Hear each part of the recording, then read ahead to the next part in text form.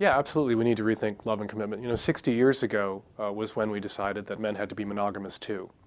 Men were not monogamous for all of recorded human history. Men had concubines and whores. And 60 years ago, straight relationships began to become more egalitarian, and it was less of a property transaction. A marriage had been a property transaction for most of recorded human history. And it became a union of two equals. And at that moment, instead of deciding to allow women to have the same sort of freedom and leeway that men did, we decided to let men have the same limitations, impose the same limitations that women had. And we put monogamous sexual commitment at the heart of all relationships, all long-term commitments, all marriages. And we have watched, we should now be able to recognize the consequences of that, which are a lot of short-term relationships, a lot of divorce, because monogamy is ridiculous, and people aren't any good at it. They're not wired for it. We didn't evolve to be. It's not natural. And it places a tremendous strain on our marriages and our long-term commitments to expect them to be effortlessly monogamous. Because what we've said is, if you're in love, you won't want to have sex with anybody else. And what we need to tell people is that if you're in love, you can make a monogamous commitment and you will refrain from having sex with other people, but you will still desperately want to fuck the shit out of other people.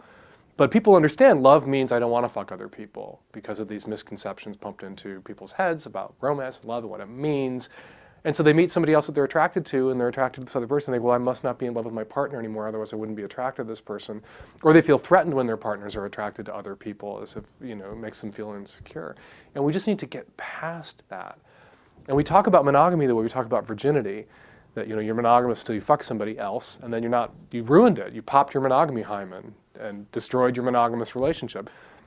We need to talk about monogamy the way we talk about sobriety, which you can be monogamous and fall off the wagon and then sober back up. You can monogamous back up and get back on the wagon. And the truth of the matter is that if you're with somebody for 40, 50 years and they only cheated on you a few times, they were good at being monogamous. Not bad at being monogamous, they were good at it. So I do think there needs to be some leeway. And a lot of really good, loving relationships are destroyed because somebody wants a little variety or isn't getting a need met and feels they have to step out, and it explodes the relationship. I'm conservative. I think that we should do what we can to preserve marriages and long-term relationships. And one way to do that is to encourage people to have more realistic attitudes about sexual exclusivity.